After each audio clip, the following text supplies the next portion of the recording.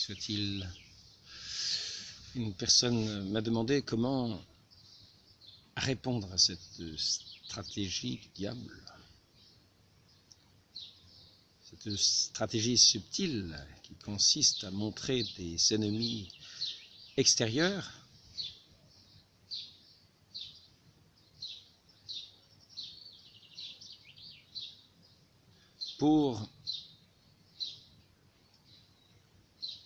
à des fins d'utiliser les armes même du diable pour lutter contre ces ennemis extérieurs que le diable nous montre. Et ainsi, utilisant les armes du diable, nous tombons sous son pouvoir. Et c'est donc ce qu'il faut absolument éviter, car c'est là tout le fond de sa stratégie, de sa subtilité. C'est par là qu'il se donne sa grandeur, et c'est par là que nous tombons dans ses pièges. Ainsi, pour éviter de tomber sous le pouvoir, sous le joug du diable, notre Seigneur nous a donné ses propres armes. Comme nous l'avons vu,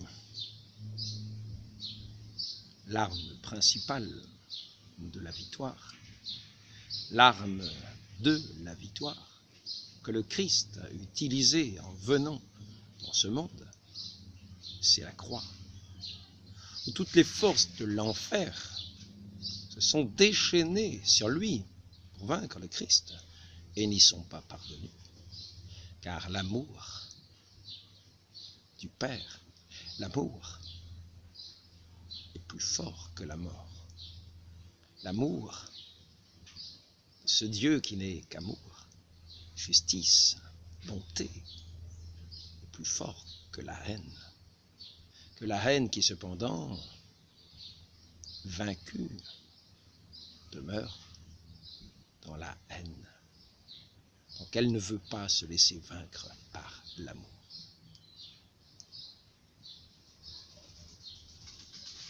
Lui qui utilise les armes de Satan va utiliser aussi cet esprit de Satan qui est si finement déguisé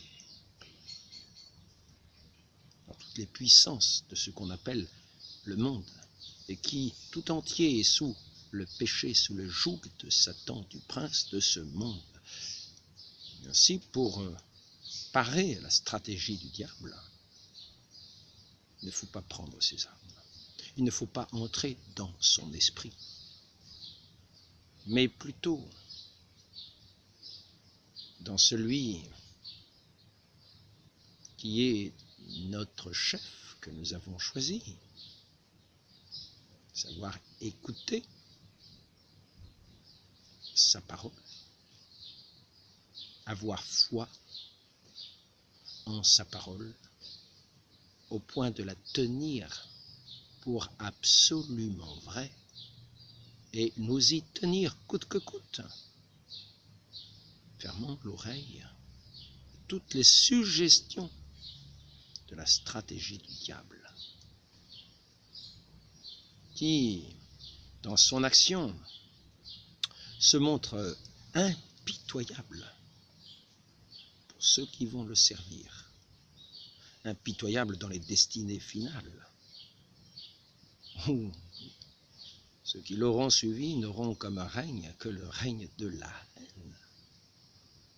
haine, de ce déchaînement de haine infernale.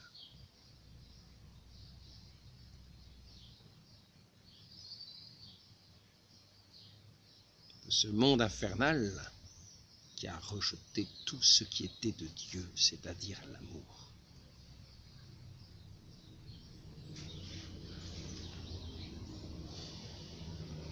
Ainsi notre Seigneur est cette lumière, ce soleil du monde qu'il nous faut considérer, qui vient éclairer tout homme venant en ce monde qui veut vivre et qui est appelé à la vie. Si nous devons considérer ce soleil dans sa lumière splendide et contempler toutes choses dans cette lumière, toutes choses, mais principalement celui qui est notre chef, et voir en toutes choses comment notre chef a agi. La Vierge Marie, je vous ai dit l'autre jour, nous a donné une arme, c'est-à-dire elle a donné à Saint Dominique pour vaincre les hérésies, pour vaincre le monde dans ses mensonges, pour vaincre le monde dans ses manières, pour vaincre le monde dans ses débordements de toutes sortes, qui sont entraînés par le mensonge et l'hérésie à la base, et qui ensuite entraînent tant de comportements abominables aux yeux de Dieu, qui sont en dégoût. Ce Dieu qui n'est que bonté, qui ne supporte aucune impureté dans son règne d'amour. Ainsi,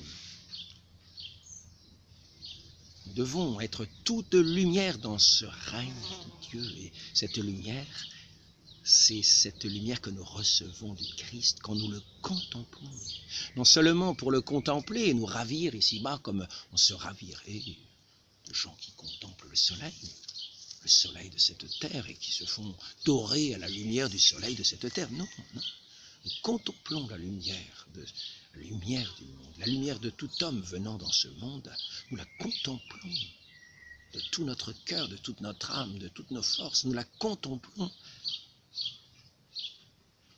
afin de pouvoir vivre de sa parole, vivre de sa vie, marcher sur le chemin par lequel il est passé. Et là, ce n'est pas la stratégie du diable. La stratégie, ce n'est pas une stratégie, c'est le pas de la vérité. Le pas de la vérité et de la liberté des enfants de Dieu, qui est loin de considérer la stratégie du diable, loin d'écouter sa parole, marche, le cœur disponible à la parole de celui qui est la parole, le Verbe, qui s'est donné à voir, qui s'est donné à considérer, qui marche en tête de tous les fidèles, de tous les enfants de Dieu, qui sont devenus enfants, fils adoptifs. En entrant dans cette union, à ce Fils aimable, à ce Fils tout de beauté, où tout est beauté, tout est pureté, véritable. Ce n'est pas une ruse, ce n'est pas une malice, ce n'est pas une stratégie. C'est la vérité qui parle. C'est le soleil qui éclaire. Ce sont les rayons qui illuminent. C'est la paix qui se diffuse. Nous ne sommes pas dans la stratégie du diable. Nous ne sommes pas dans les ruses de Satan. Nous ne sommes pas comme des êtres rampants, sinueux. Nous sommes dans cette pure lumière que nous contemplons et que nous suivons dans cette pure confiance des enfants de Dieu. La très sainte Vierge Marie donc a donné le rosaire à Saint Dominique. Et c'est là une arme très importante pour la victoire sur le monde. Commençons par cet acte de foi. Plus cet acte de foi est fort, plus cet acte de foi a de force. Non pas que la foi est une vertu théologale, mais qu'il nous faut nous y disposer de tout notre cœur, de tout notre être, la faire nôtre, totalement, afin de pouvoir être vraiment à l'écoute, de pouvoir être vraiment à l'écoute de la vérité. Le premier mouvement du rosaire, c'est cet acte de foi, qui ensuite nous permet d'entrer dans ces mystères de la vie du Christ. qui sont ce chemin lumineux que nous devons suivre et qui sont la contradiction de l'esprit du monde et de la stratégie de Satan, de la stratégie de ses ruses et de ses pièges. Et en marchant comme de douces brebis blanches du troupeau de notre Seigneur, conduites à sa parole, nous n'avons pas à craindre les stratégies de Satan, qui ne parle qu'à ceux qui l'écoutent, par le manque de foi qu'ils ont au Christ. Le Christ est toute notre force, et nous n'avons point besoin d'en chercher ailleurs. Il rend fort nos jambes pour tenir debout, pour avancer à sa suite, pour porter toutes les croix que le monde nous fera porter, que le monde et que la providence, car nous sommes héritiers de ses premiers parents, dans lequel aussi le péché est entré dans le monde quand ils ont dit oui à Satan. Et donc nous devons porter avec le Christ le poids de cette réparation. Si nous portons ces croix, qui sont à la fois celles que le monde veut mettre sur notre dos, sur lesquelles le monde veut nous clouer, veut nous condamner, mais qui sont aussi la croix préparée à notre mesure, que Dieu lui-même a taillée pour nous, afin de participer à cette œuvre de rédemption qui est la condamnation du monde. Car si le monde veut nous condamner à être sur une croix, la croix que Dieu nous donne est la condamnation du monde et la victoire sur le monde, la victoire de l'amour, la victoire de la vie, la victoire de la foi véritable, non pas d'une foi faussée, non pas d'une foi compromise, non pas d'une foi diplomatique, de la foi véritable de notre Dieu. Que ce Dieu nous demande d'accorder à cette parole qu'il nous demande de reconnaître et qu'il nous fait reconnaître si nous sommes ses brebis. Donc la stratégie que nous devons avoir n'est pas compliquée. C'est de suivre notre chef. C'est notre unique stratégie et de marcher en simplicité de cœur, ainsi que tout l'Évangile nous y invite. Car les cœurs rusés, les cœurs ondoyants sont impropres au royaume de Dieu, qui se révèle au simple et qui se donne dans ce Dieu qui se donne dans sa plénitude.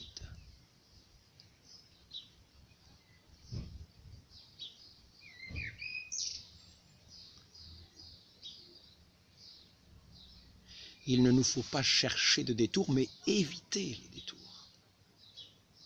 C'est-à-dire contempler le Christ au plus près et le suivre au plus près.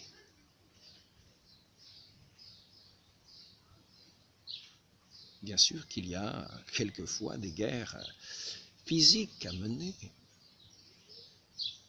Par le passé, il y a bien eu des soldats qui ont combattu, afin que des victimes innocentes ne soient pas massacrées. Il y a des guerres de par le monde. Et dans ces guerres-là, nous devons garder cet esprit de Dieu, cet esprit qui n'est pas l'esprit de mensonge. Personne ne gagne de guerre par le mensonge. Personne n'est de son prochain par le mensonge.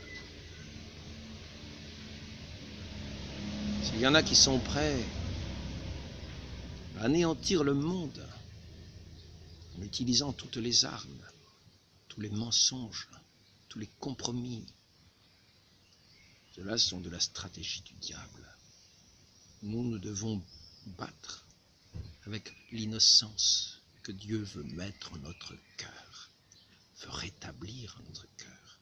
Et nous devons partir de ce monde en ayant combattu dans ce monde avec un cœur innocent, d'innocence, que Dieu accorde aux âmes simples et pures.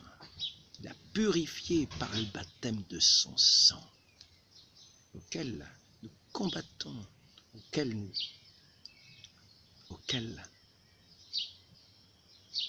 nous sommes régénérés. Quand nous nous unissons à ce combat de notre Dieu qu'il est venu mener sur cette terre en foulant le sol de ses pas.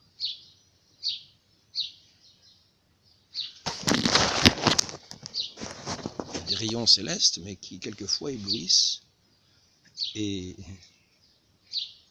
je ne sais pas si on aura une vision suffisamment claire pour distinguer des éléments sur cette vidéo. Donc,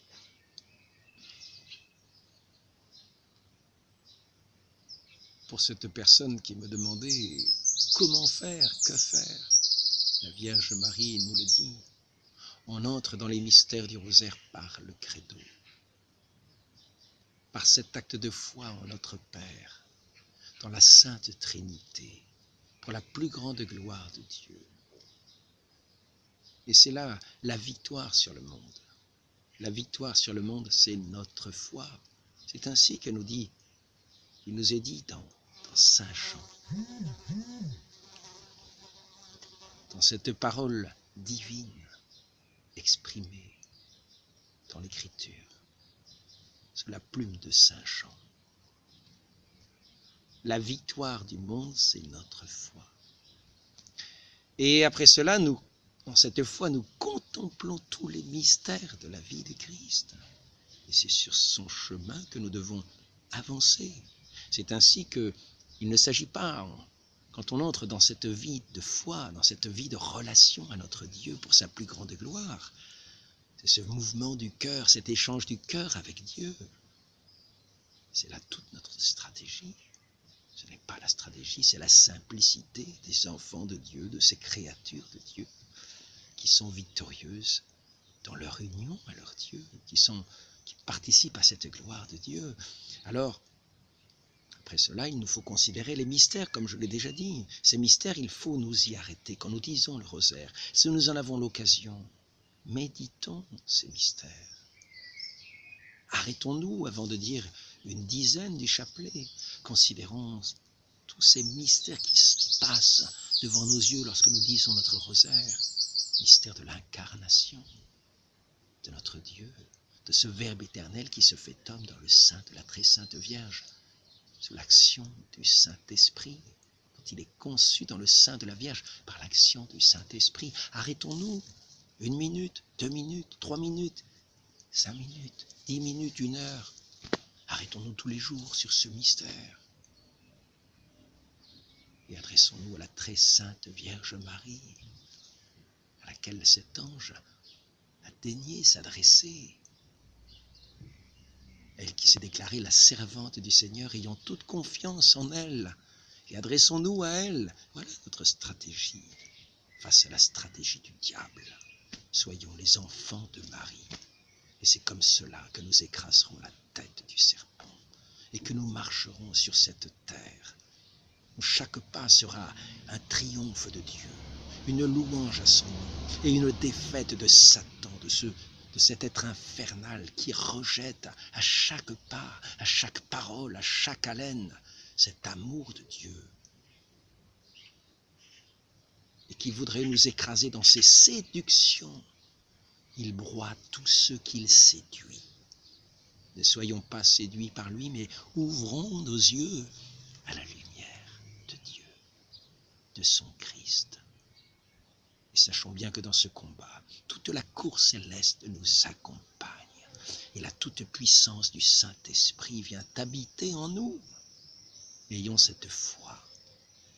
Entrons dans ce beau combat et soyons sûrs de la victoire.